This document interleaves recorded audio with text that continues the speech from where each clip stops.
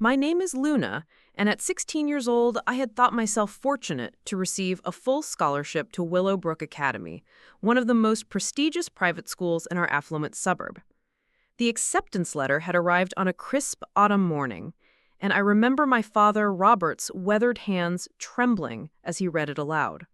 His eyes, usually tired from double shifts at the factory, sparkled with a hope I had rarely seen before. "Luna, my girl," he had whispered, his voice thick with emotion, "this is your chance. This is everything we've worked for." Those words echoed in my mind as I walked through the imposing iron gates of Willowbrook for the first time. The campus stretched before me like something from a fairy tale. Manicured lawns, ivy-covered brick buildings, and students who moved with a casual confidence that only comes from never having to worry about anything. Their uniforms were perfectly pressed, their shoes gleamed, and their conversations flowed effortlessly between topics I could barely comprehend. Weekend trips to family estates, private tutors for subjects I hadn't even known existed, and summer programs in European capitals. I clutched my second-hand messenger bag tighter as I navigated the hallways, acutely aware of how my scholarship-provided uniform looked somehow different from theirs, though I couldn't quite pinpoint why. Perhaps it was the way the fabric sat, or maybe it was simply the way I carried myself. Shoulders slightly hunched as if trying to take up less space in a world that wasn't quite mine. It was during my first English literature class that I encountered my cousin Isabella Sterling for the first time since we were children.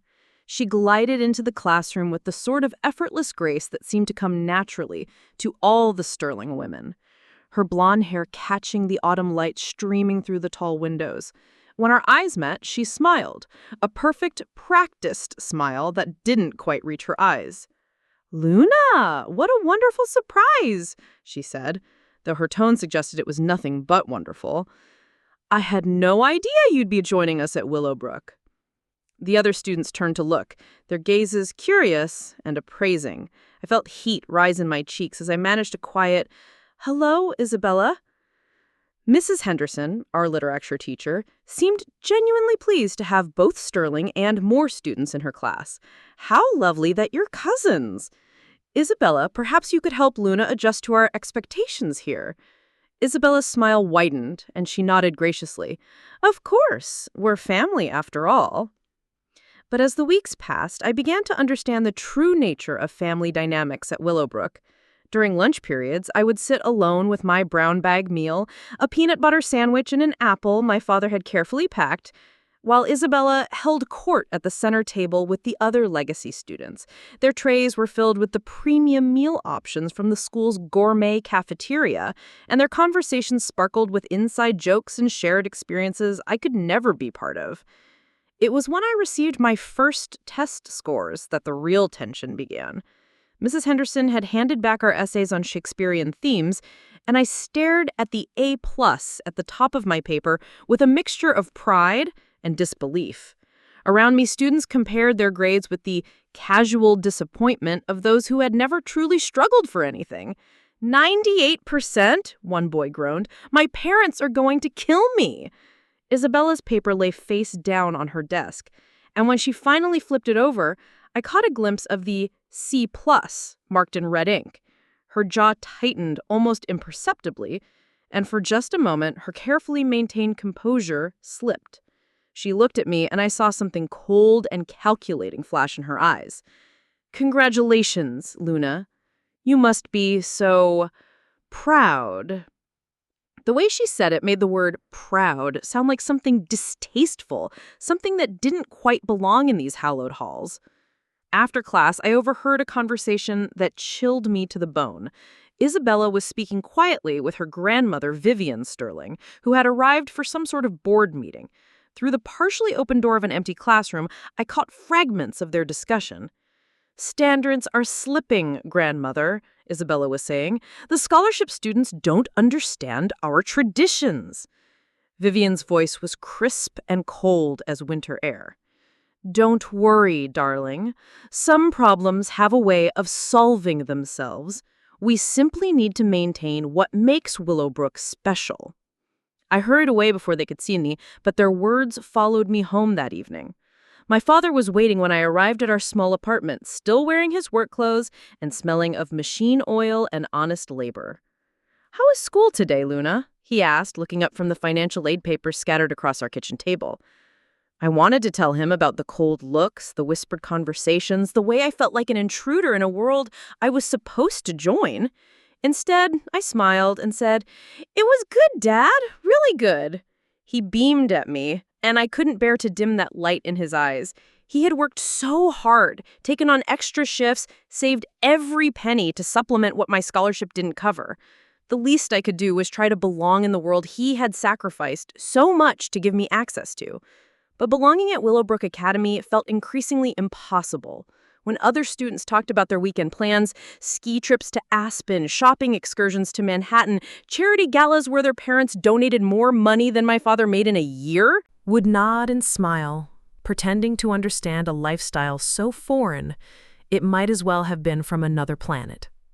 It was during one particularly difficult week that I befriended Marcus Chen, another scholarship student who seemed to understand the peculiar isolation of being an outsider in this golden world.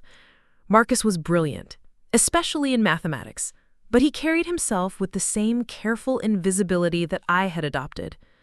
"Do you ever feel like we're performing in a play where everyone else knows the script except us?"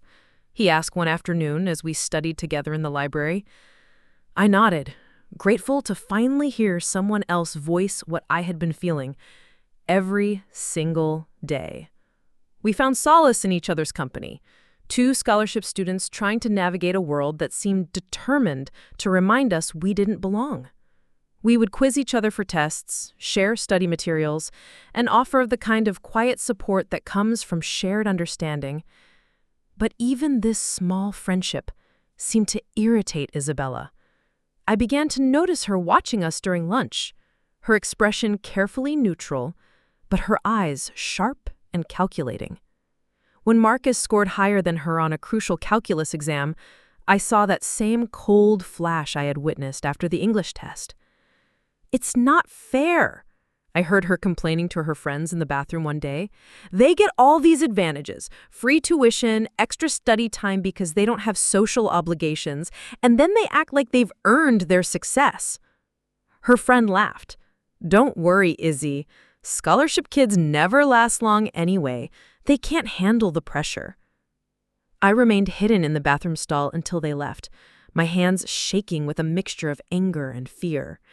The casual cruelty in their voices, the way they discussed Marcus and me like we were temporary inconveniences rather than human beings, made me realize just how precarious my position really was. That evening, I sat at my father's side as he calculated and recalculated our household budget, trying to figure out how to afford the additional fees from my participation in academic competitions. His fingers, rough from years of manual labor, moved carefully across the calculator keys. "Don't worry about the money, Luna," he said quietly. "We'll find a way. Your education is the most important thing." I watched him work, this man who had given up so much for my dreams, and felt the weight of responsibility settle on my shoulders like a heavy cloak. I couldn't fail him. I couldn't let Isabella and her world of inherited privilege defeat me. I had to prove that I belonged at Willowbrook Academy, not because of my family's wealth or connections, but because of my own merit and determination. But as I lay in bed that night, staring at the ceiling of our small apartment while my father's tired snores drifted through the thin walls, I couldn't shake the feeling that Isabella Sterling was planning something. The way she watched me, the coldness in her smile, the calculating look in her eyes, it all suggested that she had decided I was more than just an inconvenience. I was a threat that needed to be eliminated. The final weeks of my junior year at Willowbrook Academy arrived with the suffocating pressure of spring humidity and the promise of summer freedom. I had been working tirelessly on my submission for the prestigious Harrison State Essay Competition, a contest that could potentially secure additional scholarship funding for my senior year. The essay required months of research, countless drafts, and a level of analytical depth that pushed even my considerable abilities to their limits. I remember the satisfaction I felt as I typed the final sentence of my paper on the symbolism of social mobility in American literature. The research had consumed my evenings and weekends for nearly 3 months, time I might otherwise have spent working part-time jobs to help my father with expenses. Every source was carefully documented, every argument meticulously crafted, every paragraph polished until it gleamed with the kind of intellectual rigor I hoped would prove my worth at this institution. The irony was not lost on me that I was writing about social mobility while living it, or attempting to live it, in real time. Isabella had been unusually friendly during those final weeks, offering to study together for our literature final exam. I should have been suspicious of her sudden warmth, but I was exhausted from the constant vigilance of watching every word, every gesture, every interaction to ensure I didn't provide ammunition for those who already saw me as an intruder. "You're so dedicated, Luna. I really admire how hard you work," she said one afternoon as we sat in her family's private study room in the library wing, a privilege available only to major donors' children. The room was beautiful in the way that only old money could achieve.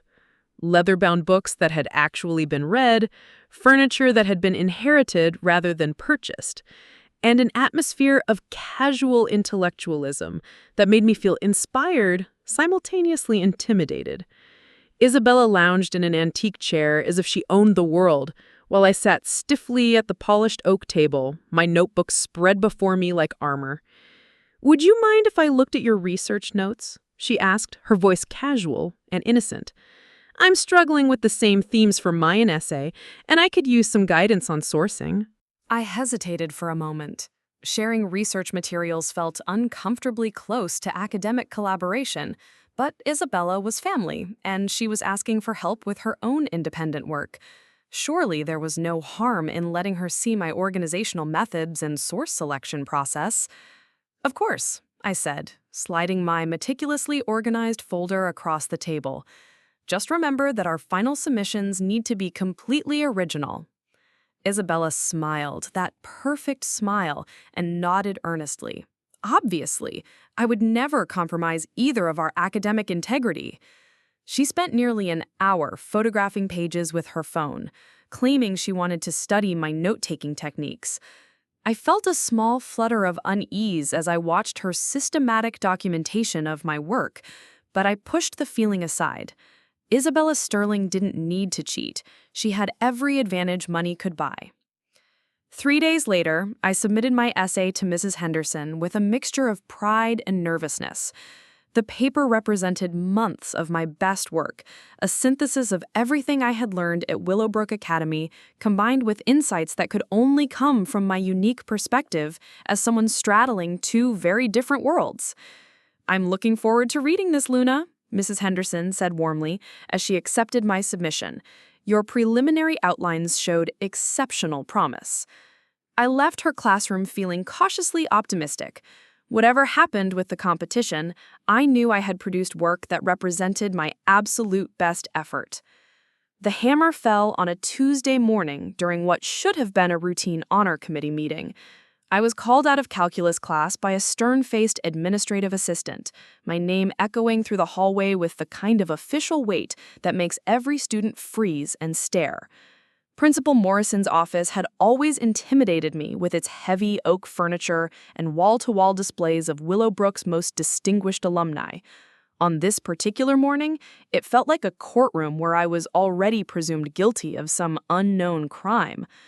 Vivian Sterling sat in one of the leather chairs facing the principal's desk, her posture perfect and her expression carved from ice. Beside her, Isabella perched with downcast eyes and the demeanor of someone delivering terrible news out of painful necessity. "Luna," Principal Morrison began, his voice carefully neutral, but his discomfort evident in the way he avoided direct eye contact. "We need to discuss some serious concerns about your Harrison competition submission." The words hit me like a physical blow. I felt my breathing become shallow as I tried to process what was happening. "I don't understand," I managed to say. "What concerns?" Vivian Sterling spoke with the measured authority of someone accustomed to being obeyed. We have evidence that substantial portions of your essay were plagiarized from previous submissions to the same competition. The room seemed to tilt slightly. I gripped the arms of my chair to steady myself. That's impossible. Every word of that essay is my own work. Isabella, Principal Morrison said gently, would you please share what you discovered? My cousin looked up with what appeared to be genuine anguish in her eyes.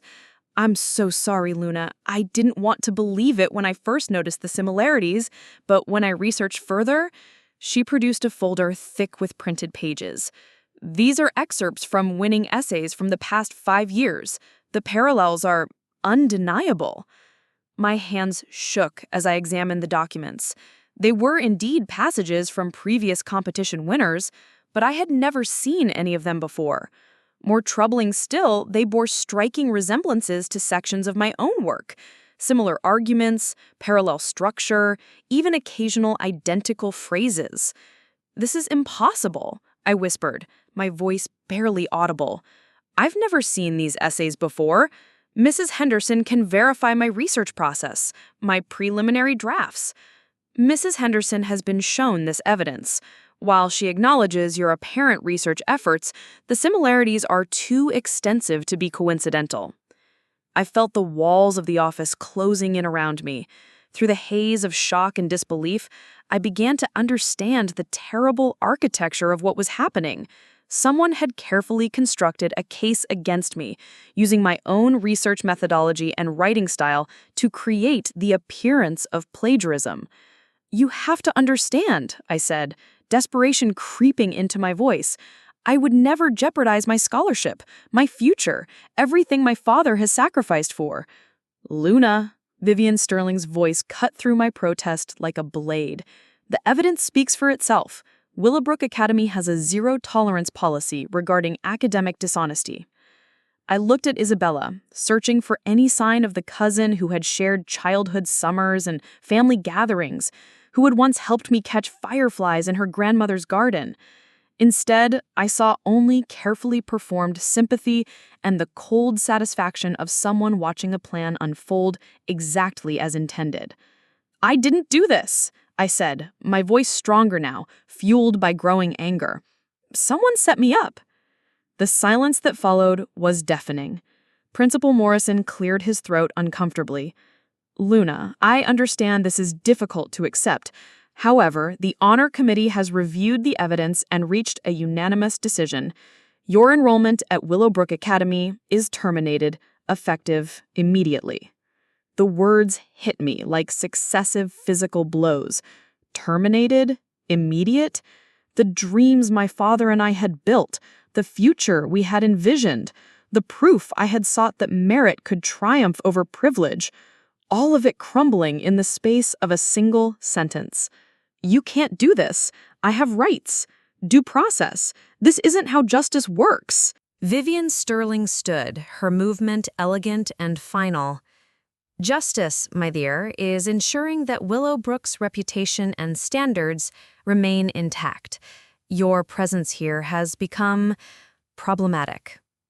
As I sat in that office watching my academic life dissolve around me, I finally understood the true lesson Willowbrook Academy had been teaching me all along.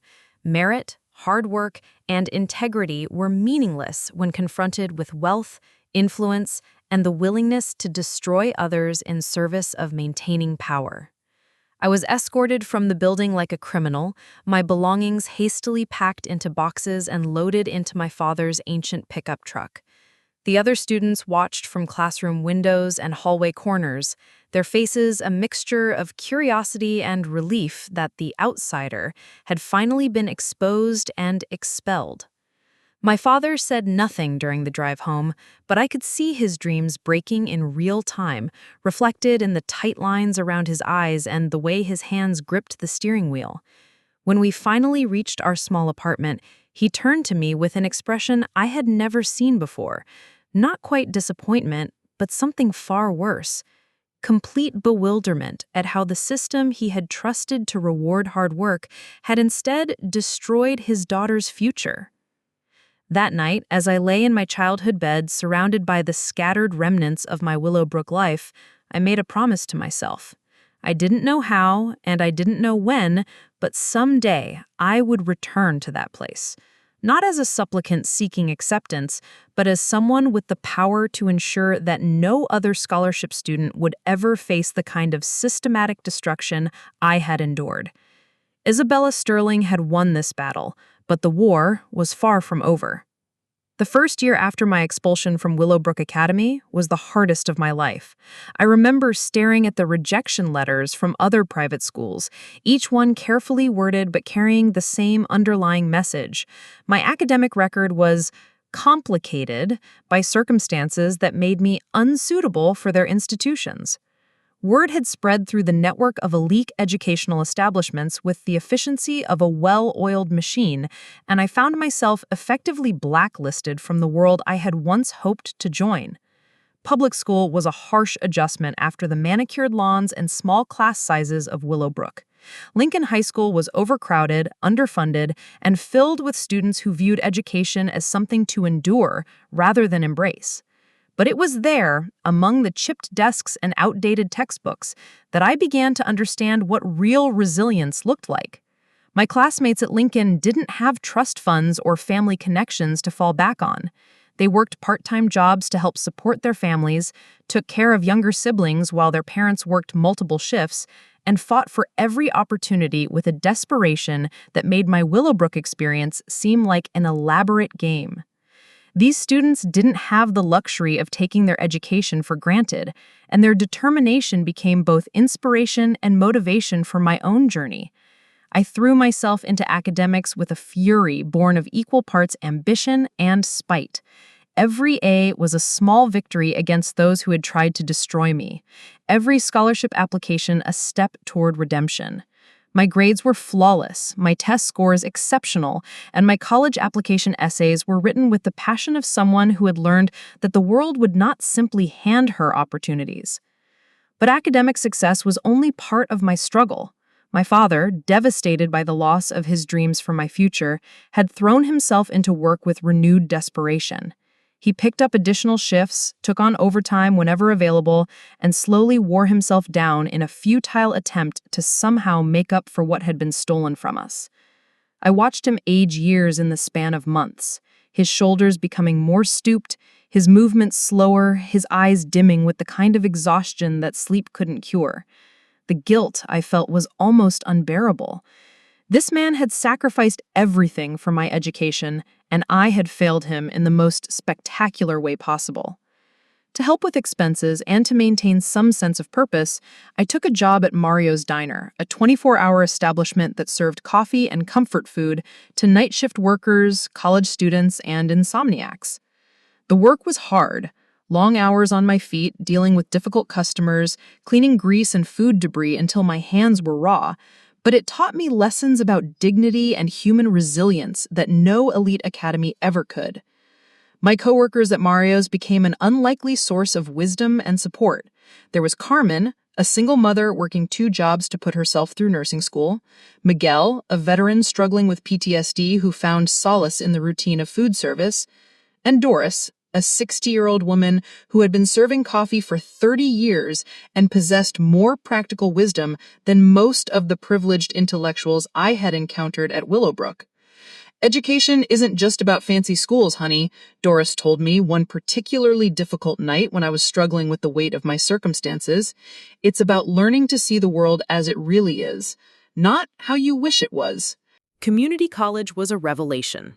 Unlike the competitive atmosphere of Willowbrook, where students hoarded knowledge like precious resources, my classmates at Metro Community College shared information freely and supported each other's success.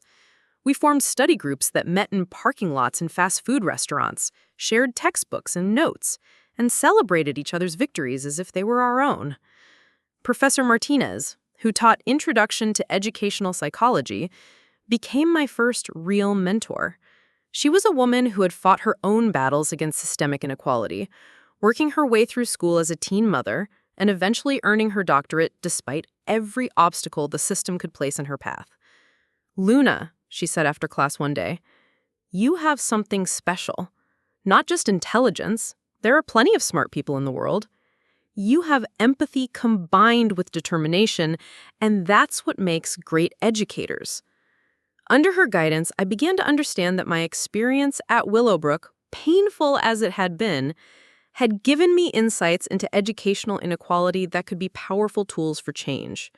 I wrote papers about the hidden barriers that prevent working-class students from succeeding in elite institutions, analyzed the ways that privilege disguises itself as merit, and developed theories about how educational environments could be restructured to serve all students, rather than just the wealthy few. My bachelor's degree took 5 years to complete because I was working full-time to support myself and help my father, but every credit hour was earned through genuine effort and authentic learning. Unlike my experience at Willowbrook, where I had felt like an imposter trying to prove my worth, at Metro Community College, I felt like I belonged, not because of my family's wealth or connections, but because of my commitment to learning and growth. The transfer to State University for my master's program in educational administration was both thrilling and terrifying. Once again, I found myself in an environment where many of my classmates came from privileged backgrounds, but this time I was better prepared. I had developed the confidence that comes from real struggle and genuine achievement, and I no longer felt the need to apologize for my circumstances or hide my working-class origins. My thesis project focused on the experiences of scholarship students at elite private schools, and the research I conducted was both personally healing and academically rigorous. I interviewed dozens of students who had faced challenges similar to my own, documenting patterns of discrimination and exclusion that were often subtle but devastatingly effective. The work was painful but necessary. Each interview forced me to relive aspects of my own experience, but it also revealed that I was not alone, that my struggles at Willowbrook were part of a larger systemic problem that needed to be addressed. It was during my final year of graduate school that my father suffered his heart attack. I received the call while I was in the university library, working on final revisions to my thesis, and I remember the strange disconnection I felt as the nurse explained that he was stable, but would need extensive rest and ongoing medical care. Sitting beside his hospital bed, watching this man who had worked himself nearly to death for my dreams, I made a decision that would shape the rest of my career. I would not simply succeed within the existing educational system. I would work to change it, to ensure that other working-class students would not face the barriers and discrimination that had defined my own journey. My father's recovery was slow but steady, and the forced rest actually seemed to improve his overall health. The reduced work schedule meant less income, but it also meant more time together, and our relationship deepened as we both processed what we had endured and what we hoped to achieve going forward.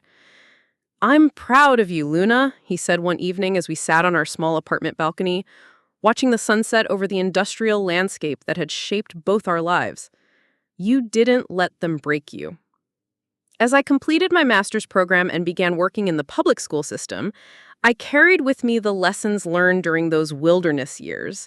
I had learned that true education happens not in ivy-covered buildings, but in the struggles and triumphs of real people facing real challenges. I had discovered that resilience is built through adversity, that empathy grows from shared struggle, and that the most powerful form of success is using your achievements to lift others up, rather than to distance yourself from your origins. Every difficult student I worked with, every struggling family I counseled, every young person who felt like they didn't belong, they all carried echoes of my own experience. And with each small victory, each scholarship secured, each barrier overcome, I was building towards something larger than personal redemption. I was preparing for the day when I would have the power to ensure that places like Willowbrook served all students, not just the privileged few. That day seemed impossibly distant as I graded papers in my small apartment and worked with underfunded public schools. But I held on to the vision with the same determination that had carried me through those wilderness years. Isabella Sterling and her family had won the first battle, but they had also created their most formidable opponent. They just didn't know it yet. My name is Luna, And at 31 years old, I had established myself as an innovative educator, serving at well-regarded public institutions.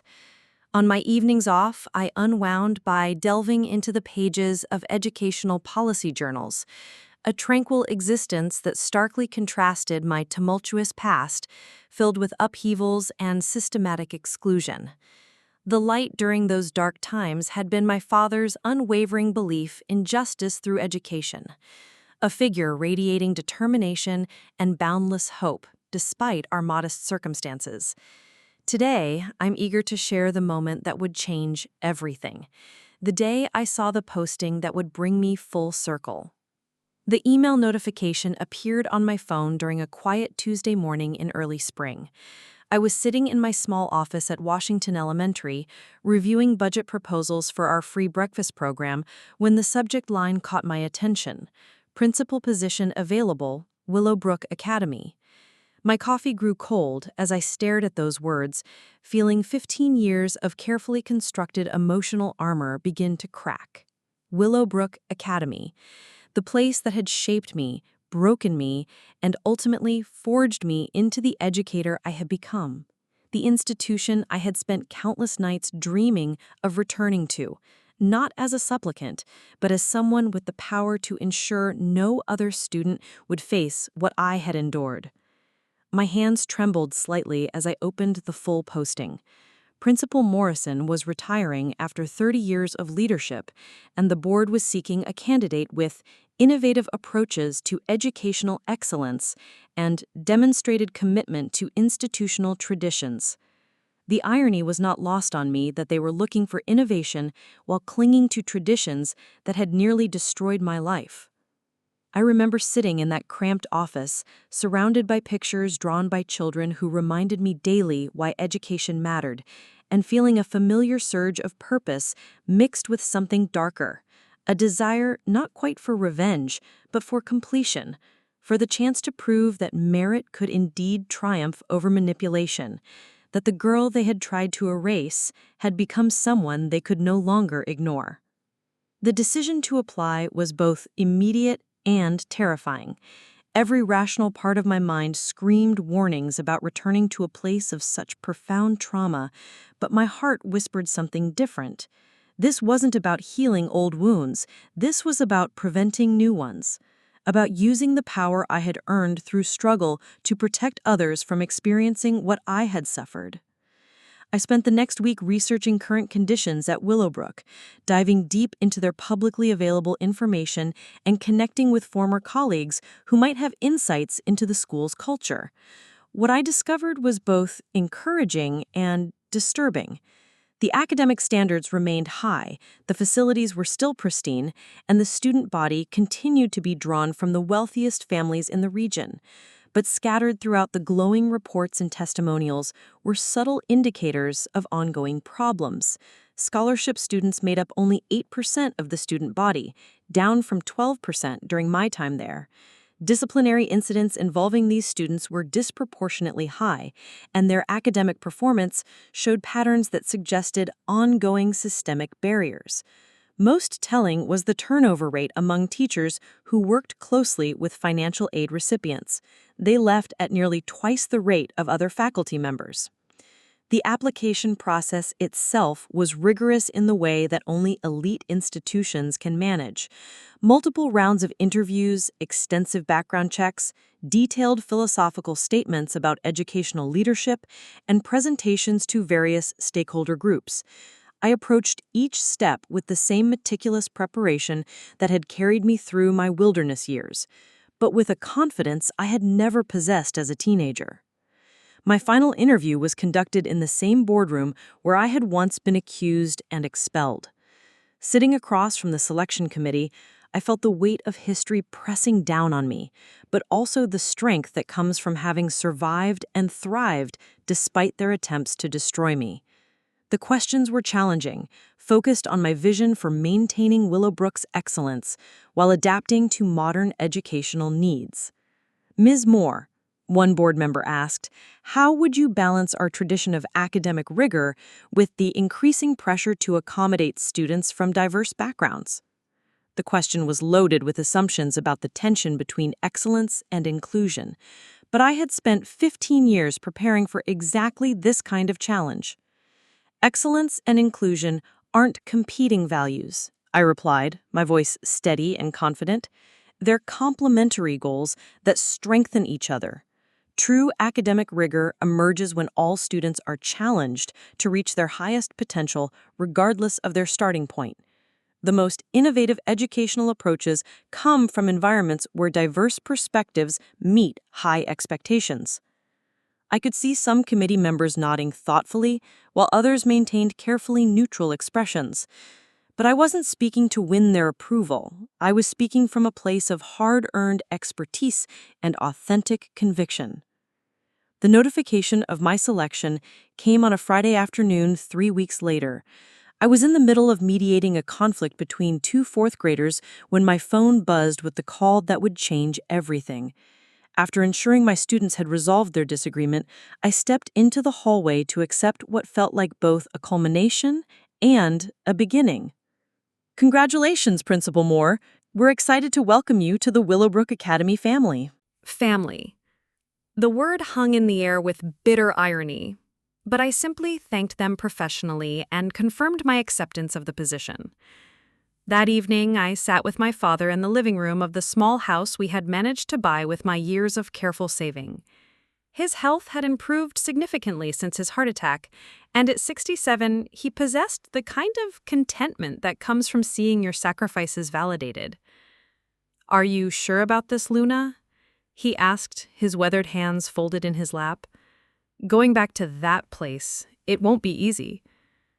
I looked at this man who had worked himself nearly to death for my dreams, who had never once blamed me for the destruction of our hopes, who had supported every difficult decision I had made during the rebuilding years. "I'm sure, Dad," I said quietly, "but I'm not going back as the same person who left. I'm going back as someone who can make sure no other child experiences what I did." He nodded slowly, understanding in his eyes. "Then you have my blessing. But promise me something. Don't let the anger consume you. Use it, but don't let it use you." His words would prove prophetic in ways I couldn't yet imagine. As I began preparations for my return to Willowbrook Academy as Principal Moore, felt surreal in ways I had not anticipated. The campus looked exactly as I remembered. Manicured lawns stretching toward ivy-covered buildings, students moving with the confident ease that comes from never doubting your place in the world. The subtle but unmistakable markers of institutional prestige embedded in every architectural detail. But I was no longer the anxious 16-year-old scholarship student trying desperately to belong. I wore my authority with the quiet confidence that comes from having earned it through struggle, carrying myself with the dignity of someone who had transformed pain into purpose.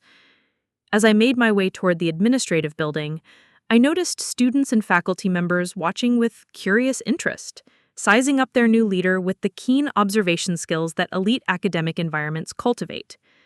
My assistant had prepared a detailed schedule for the first week: meetings with department heads, introductory sessions with student leaders, and informal conversations with long-standing faculty members. But it was the unexpected encounter in the main hallway that would define the tone for everything that followed. "Luna! Luna Moore?"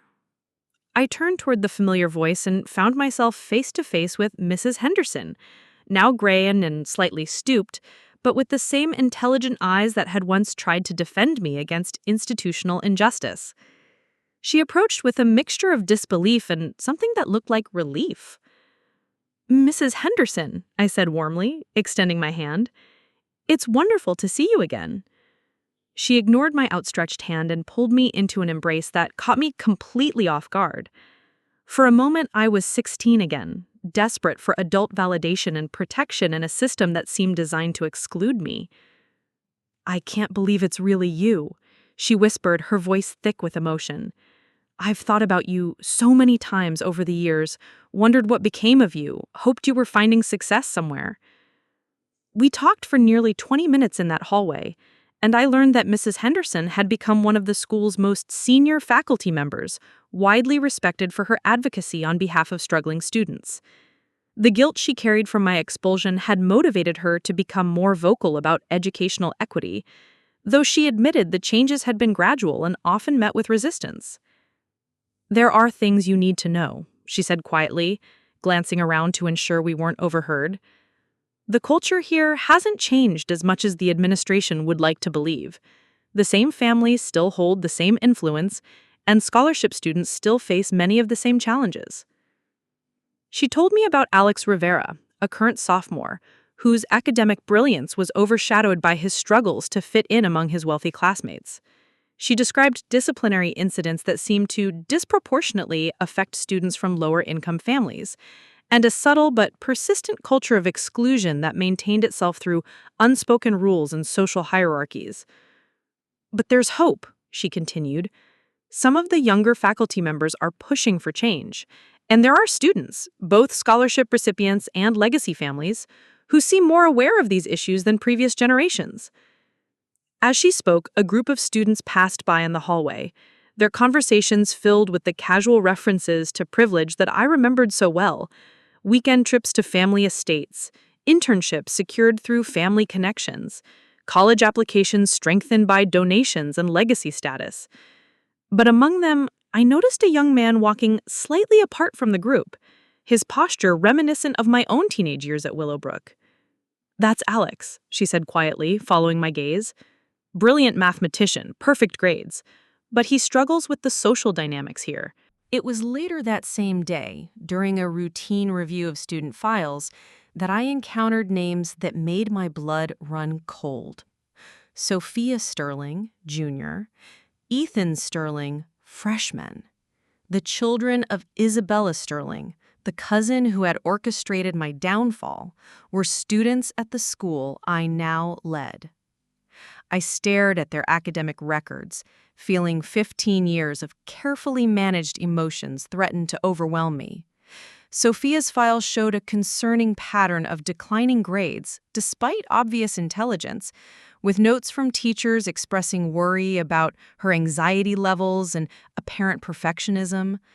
Ethan's record was more troubling: multiple disciplinary incidents, complaints from other students about bullying behavior, and a pattern of entitled defiance that reminded me painfully of his mother's teenage years.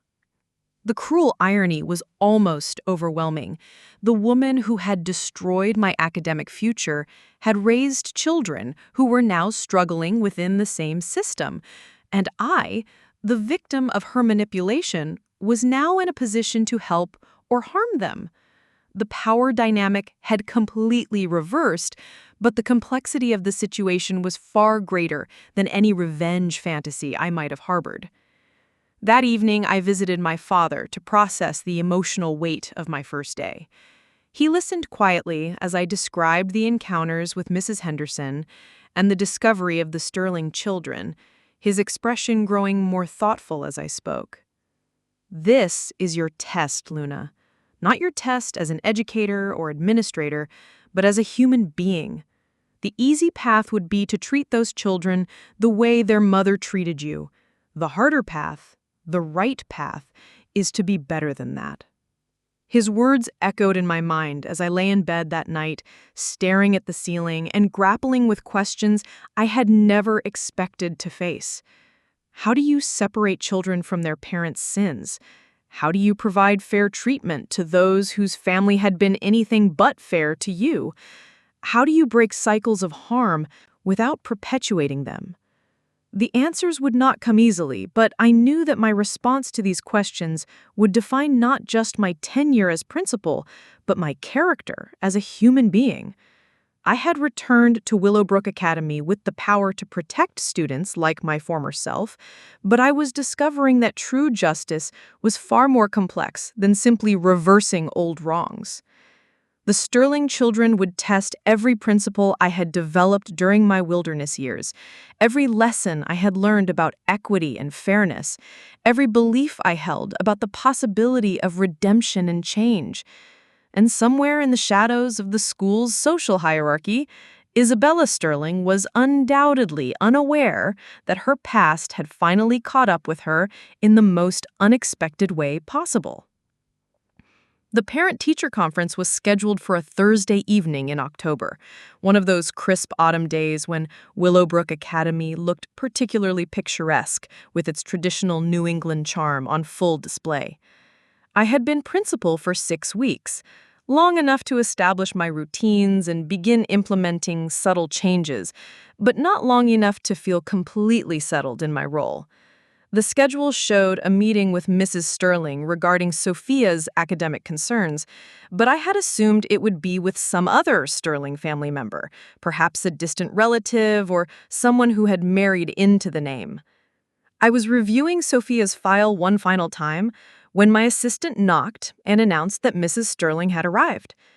The moment Isabella Sterling walked through my office door, 15 years collapsed into a single, breathless instant of recognition and reckoning. She looked exactly as I had imagined she would, blonde hair still perfectly styled, but now expertly maintained rather than naturally lustrous, designer clothing that spoke of wealth without ostentation, and the same confident bearing that had always marked her as someone accustomed to getting her way. But there were subtle changes, too. Fine lines around her eyes that suggested stress or dissatisfaction, a slight tightness to her smile that hadn't been there in our youth, and something in her posture that spoke of a life lived within very specific constraints. For a moment, neither of us spoke. I watched recognition dawn in her eyes, followed quickly by what looked like panic, then the rapid calculation of someone trying to determine how much damage control would be necessary. Her trademark smile, the one I remembered from countless social situations where she had charmed adults while systematically undermining her peers, appeared with practiced ease. "Luna," she said, voice carefully modulated to sound pleasantly surprised rather than shocked. "What an unexpected reunion. I had no idea you were working at Willowbrook." I gestured to the chair across from my desk, my own expression professionally neutral despite the emotional storm raging beneath the surface. "Please, have a seat, Mrs. Sterling. I understand you have concerns about Sophia's academic progress." The use of her married name was deliberate, a subtle reminder that we were here as principal and parent, not as the cousins who had once shared childhood summers and family gatherings. Isabella settled into the chair with the kind of graceful composure that had always been her trademark, but I could see the tension in her shoulders, the way her hands gripped her purse just a little too tightly. "Yes, Sophia has been struggling lately. Her grades have been dropping, and she seems anxious all the time. I was hoping you might have some insights into what's causing these issues." I opened Sophia's file, though I had memorized its contents hours earlier. Sophia is clearly an intelligent young woman, but her academic performance suggests she's struggling with perfectionism and anxiety. Her teachers report that she becomes visibly distressed when she receives anything less than perfect grades, and she often seems reluctant to participate in class discussions unless she's certain her answer is correct. Isabella's expression tightened slightly. She's always been a conscientious student. Perhaps the problem is that her teachers aren't challenging her appropriately, or maybe some of her classmates are being disruptive. The deflection was so characteristic of the Isabella I remembered, always looking for external factors to blame rather than examining the systems and pressures that might actually be causing problems. I kept my voice carefully professional as I continued.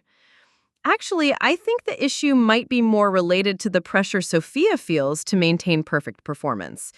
Anxiety often manifests when students feel that their worth is tied entirely to their academic achievements rather than their growth and effort."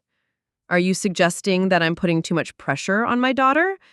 Isabella's voice carried a slight edge, the first crack in her composed facade.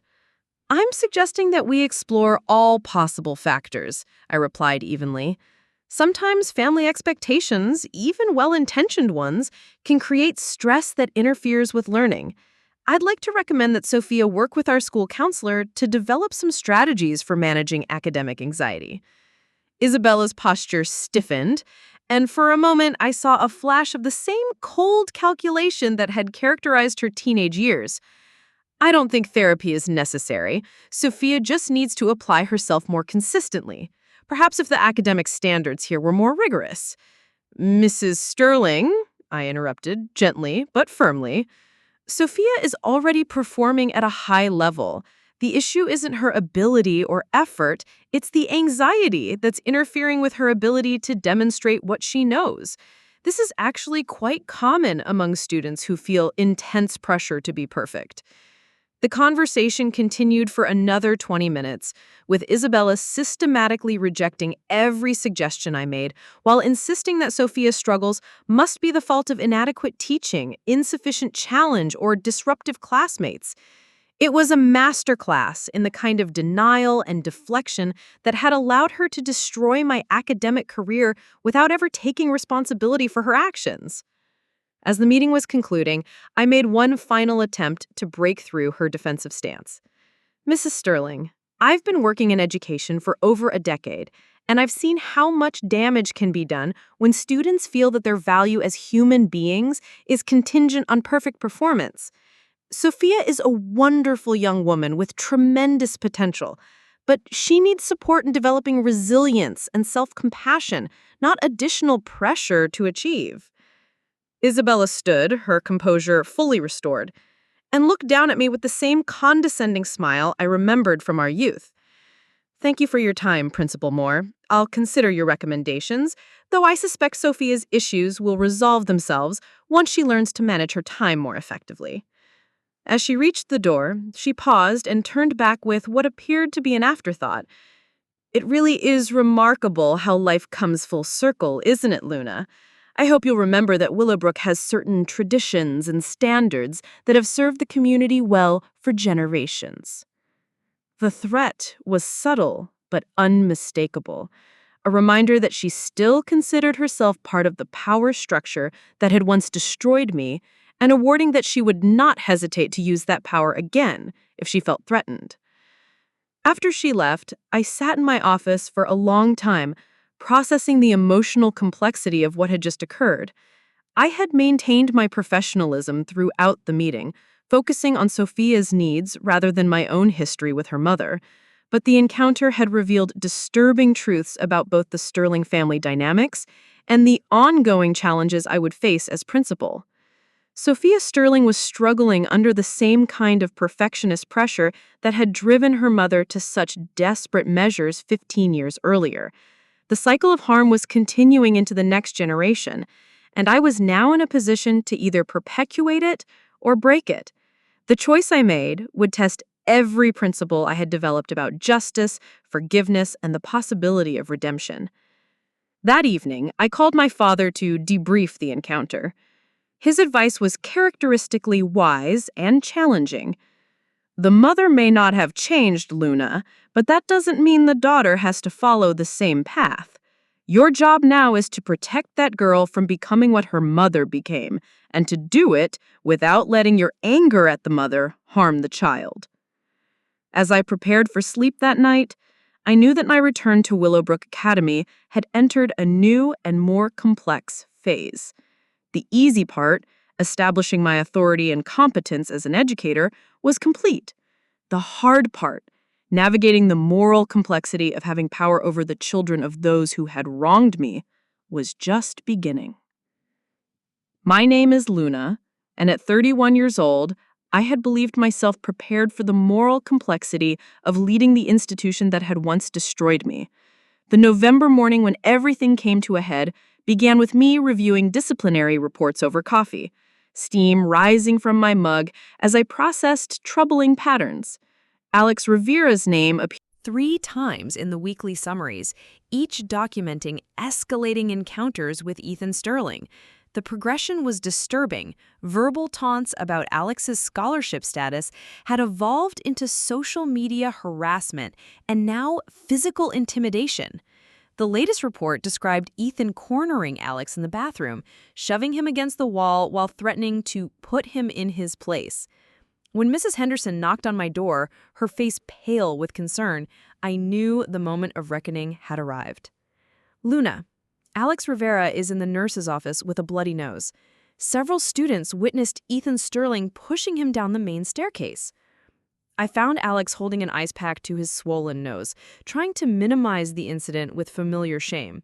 It wasn't that bad, Principal Moore. I probably just tripped. But his eyes told the truth, the same mixture of humiliation and helpless anger I remembered from my own reflection 15 years earlier. This brilliant young mathematician was being systematically broken by the same entitled cruelty that had once targeted me. Security footage clearly showed Ethan deliberately shoving Alex down the stairs. The evidence was overwhelming, and my course of action should have been straightforward. Any other student would face immediate suspension. But Ethan Sterling wasn't any other student. He was the son of a family that had donated millions, the grandson of a woman who still held board influence, and the child of someone who had orchestrated my own destruction. Vivian Sterling's call came before I could summon Ethan. Her voice crackled with familiar cold authority. Principal Moore, I trust you'll handle this matter with appropriate discretion. I'll handle this according to school policy and student safety, I replied steadily. When Ethan arrived with Isabella, his defiant posture revealed he expected the same protection his family had always provided. Isabella began before I could speak. This is clearly boys being boys. Alex is obviously exaggerating a simple playground scuffle. I looked at this woman who had once framed me for plagiarism and felt absolute clarity. Mrs. Sterling, your son physically assaulted another student. Ethan will be suspended for 1 week and must complete anger management counseling before returning. Isabella's mask dropped completely. The Sterling family has supported this institution for generations. We deserve better treatment than this. Every family deserves fair treatment, I replied firmly, and every student deserves safety. As they stormed from my office, Isabella turned back with a final threat. This isn't over, Luna. You have no idea what you've just done. But I knew exactly what I had done. I had chosen justice over expediency, protection of the vulnerable over appeasement of the powerful. The emergency board meeting convened the following Monday in the same room where I had been expelled 15 years earlier. This time, I sat at the head of the table rather than cowering in judgment. Vivian Sterling had marshaled her forces with precision.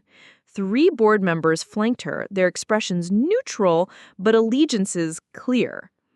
The charges against me were presented clinically: bias against wealthy families, failure to follow procedures, abuse of authority. Principal Moore has let personal grievances cloud her judgment, Vivian declared. Her treatment of the Sterling family shows vindictive behavior inappropriate for educational leadership. When my turn came, I stood slowly, feeling the weight of every lesson learned during my wilderness years. Board members, I stand by every decision regarding the Sterling incident. Ethan physically assaulting another student and faced consequences identical to what any other student would receive. I presented evidence systematically: witness statements, security footage, medical documentation. The question before this board is whether Willowbrook will be an institution where all students face the same standards or where wealth purchases immunity from accountability. But the room's dynamics had shifted. Dr. Patricia Williams, the newest board member, spoke for the first time. Mrs. Sterling, are you suggesting wealthy students should face different disciplinary standards than scholarship recipients? Mrs. Henderson appeared, requesting permission to address the board. I've taught here 25 years and watched talented students from modest backgrounds face systematic discrimination, while privileged students received endless chances. Principal Moore is the first administrator who actually enforces our stated values. Teachers, parents of scholarship students, and even some wealthy families spoke on my behalf. Most surprisingly, Jessica Walsh, my former best friend, now a successful attorney. 15 years ago, I failed to stand up when Principal Moore was falsely accused and unjustly expelled, she said, voice thick with emotion. I won't make that mistake again. She detailed everything she had witnessed: Isabella's theft of my research, Vivian's coordination of the plagiarism frame-up. The silence was deafening. The board voted at midnight, 4 votes to retain me, 3 for dismissal. Dr. Patricia Williams cast the deciding vote. Principal Moore's leadership represents the best of what this school can become, where excellence is measured by character and achievement rather than bank balances. The weeks following brought seismic changes to Willowbrook. Vivian Sterling resigned quietly, removing the last barrier to implementing comprehensive equity programs. I established weekly office hours for scholarship students, creating safe spaces for academic and social concerns. Alex Rivera emerged as a peer leader, starting a tutoring program that paired scholarship students with struggling legacy students. I never thought I'd feel like I belonged here, but now I do. Sophia Sterling began counseling and became editor of the school newspaper, using her platform to advocate for mental health resources. "I want to write about things that matter," she said. "I'm tired of pretending everything is perfect." Ethan's transformation was slower but genuine. Anger management counseling revealed deep insecurities beneath his entitled behavior. He began apologizing to students he had bullied and volunteering with younger, struggling students. Isabella resisted these changes, but her influence waned as other parents saw positive effects. Students were happier, academic performance improved across demographics, and the school's reputation grew as a model of inclusive excellence. The transformation culminated in February's Academic Achievement Night, celebrating excellence in all forms. The evening concluded with an announcement establishing the Robert Moore Scholarship Fund, named after my father. My father, wearing his only suit, was invited to speak. "Education should be a ladder available to anyone willing to climb it," he said. "Once you have power to open doors, hold them open for others." As families mingled afterward, I watched students from different classes introducing their parents, scholarship recipients confidently discussing goals with legacy families, and artificial barriers slowly dissolving. Isabella approached as she prepared to leave. "My children seem happier," she said quietly. "I still don't agree with your methods, but I can't argue with results." Walking across the quiet campus that night, I felt something I'd never experienced as a student. Belonging that came not from others' acceptance, but from knowing I was exactly where I needed to be, doing what needed to be done. My name is Luna, and at 32 years old, I had established myself as a transformative educational leader, serving at the institution that had once tried to destroy me. On quiet evenings in my office, I would unwind by reviewing student achievement reports and college acceptance letters, a fulfilling existence that embodied everything I had dreamed of during those dark wilderness years. The light during those transformative times was the knowledge that every small victory represented a life changed, a barrier broken, a future made brighter. Today, I'm eager to share the remarkable journey of how 1 year of institutional courage created ripples that would extend far beyond our campus walls. The spring graduation ceremony of 2024 marked exactly 1 year since the board vote that had secured my position and validated the vision of inclusive excellence we had fought so hard to establish. As I stood at the podium looking out over the assembled families, I was struck by how dramatically the visual landscape had changed. Parents from dramatically different economic backgrounds sat together without the subtle segregation that had once defined school events. Scholarship students wore their academic honors with pride rather than embarrassment, and the conversations I overheard were about achievements and aspirations rather than exclusions and limitations. Alex Rivera stepped forward as our valedictorian. His transformation from isolated scholarship student to confident leader representing everything we had accomplished. His graduation speech was a masterpiece of gratitude and determination, acknowledging the challenges he had faced while celebrating the community that had ultimately embraced him. 3 years ago, he said, his voice carrying clearly across the packed auditorium, I arrived at Willowbrook Academy feeling like an imposter in a world that wasn't meant for me. I was brilliant in mathematics, but ignorant about so many other things. how to navigate social hierarchies, how to advocate for myself, how to believe that my dreams were as valid as anyone else's. Today, I stand before you not just as valedictorian, but as proof that excellence has nothing to do with your family's bank account and everything to do with your willingness to work, learn, and grow. The applause that followed was thunderous, but more meaningful were the tears I saw in parents' eyes, including some who had initially opposed the changes we had implemented. Mrs. Rivera, Alex's mother, sat in the front row, clutching a tissue and beaming with the kind of pride that comes from watching your child not just succeed, but be genuinely celebrated for that success.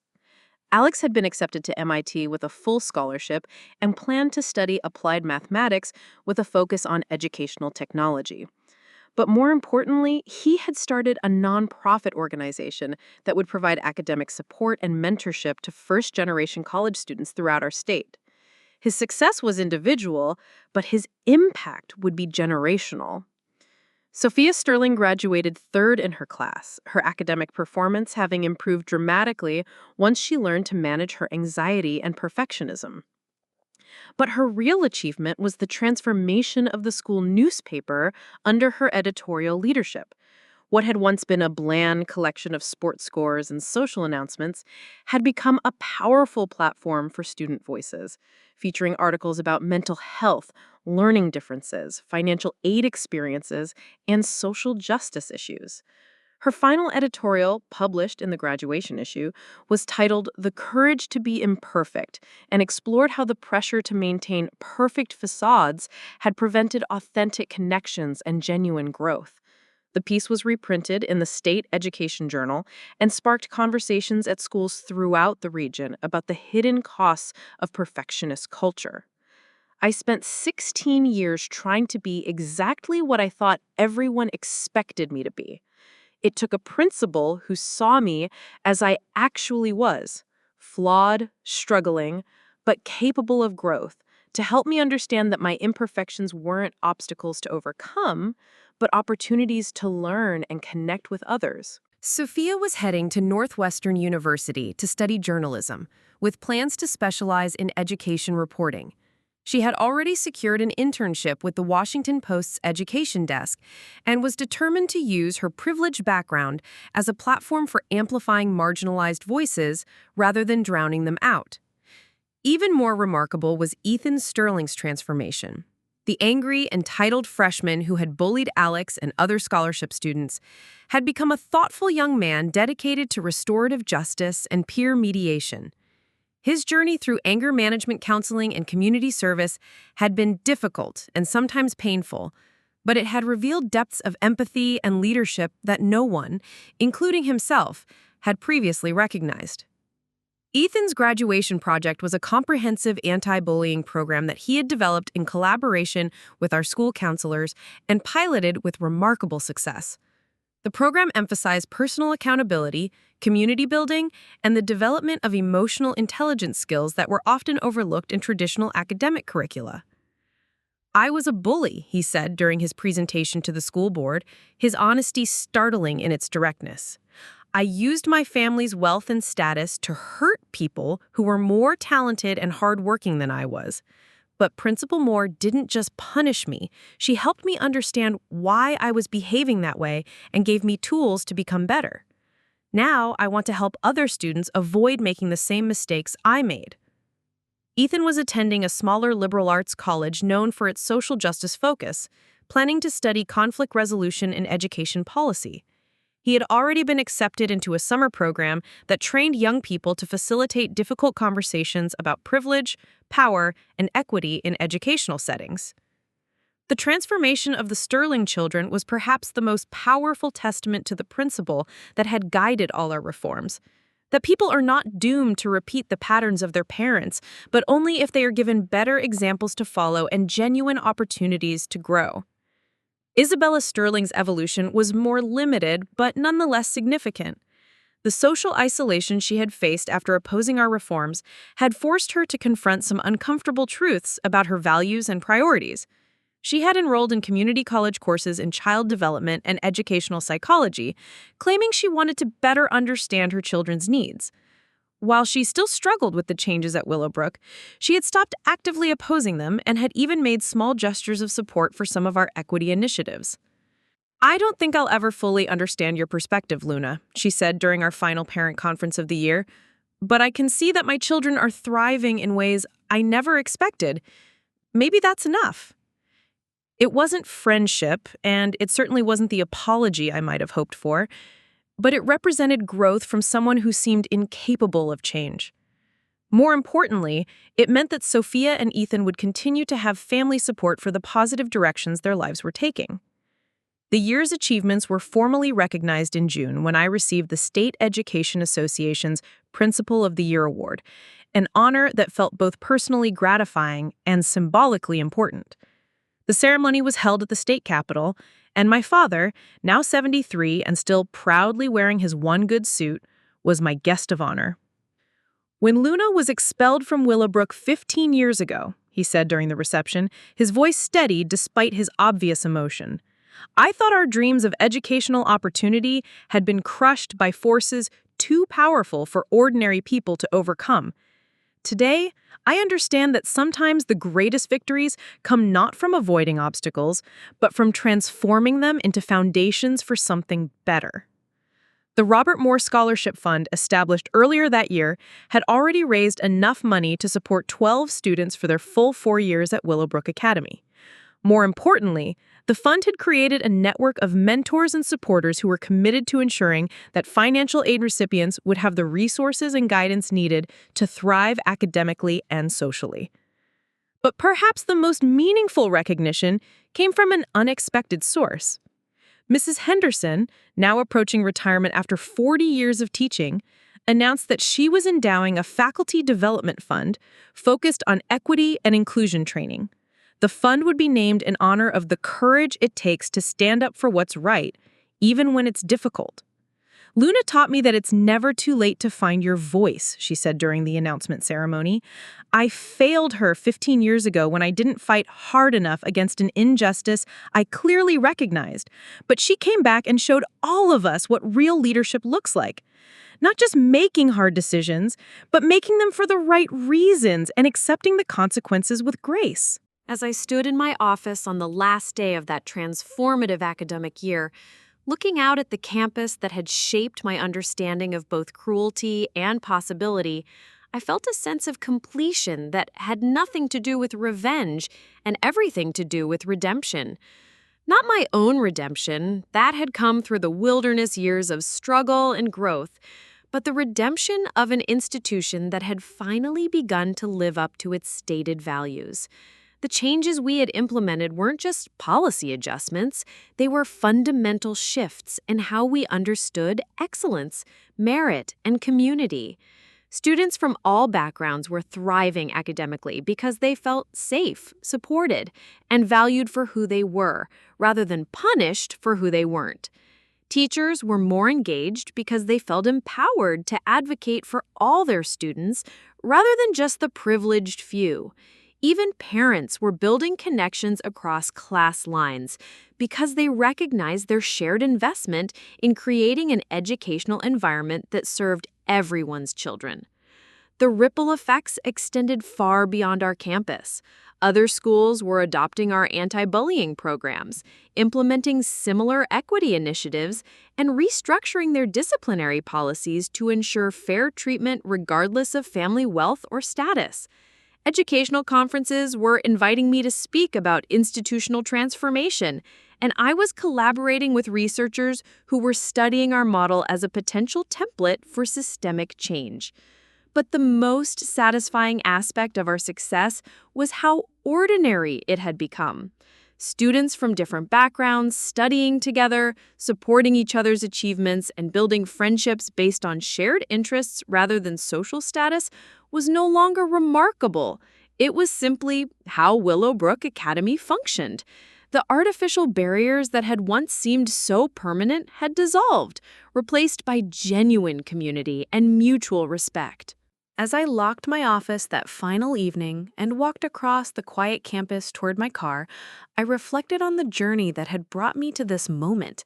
15 years earlier, I had left this place broken and defeated, convinced that justice was impossible when confronted with sufficient wealth and influence. I was returning to my small house as someone who had proven that institutions could change, that power could be used to protect rather than exploit, and that the cycles of harm that seemed so inevitable could indeed be broken. The girl who had been expelled for the crime of academic excellence, while poor, had become the woman who ensured that no other student would face that particular injustice. But more than that, I had learned that true victory doesn't come from defeating your enemies. It comes from transforming the systems that created enmity in the first place. Isabella Sterling had won our initial battle through manipulation and cruelty, but the war had ultimately been won through patience, principle, and the recognition that lasting change comes through building rather than destroying. The foundation we had laid at Willowbrook Academy would continue to support future generations of students long after all the principal players in our drama had moved on to other stages. Tomorrow would bring new challenges, new opportunities to advocate for educational equity, and new chances to prove that excellence and inclusion could thrive together. But tonight, I was simply grateful for the journey that had brought me home to a place that was finally worthy of the dreams we had invested in it. Up next, you've got 2 more standout stories right on your screen. If this one hit the mark, you won't want to pass these up. Just click and check them out. And don't forget to subscribe and turn on the notification bell so you don't miss any upload from us.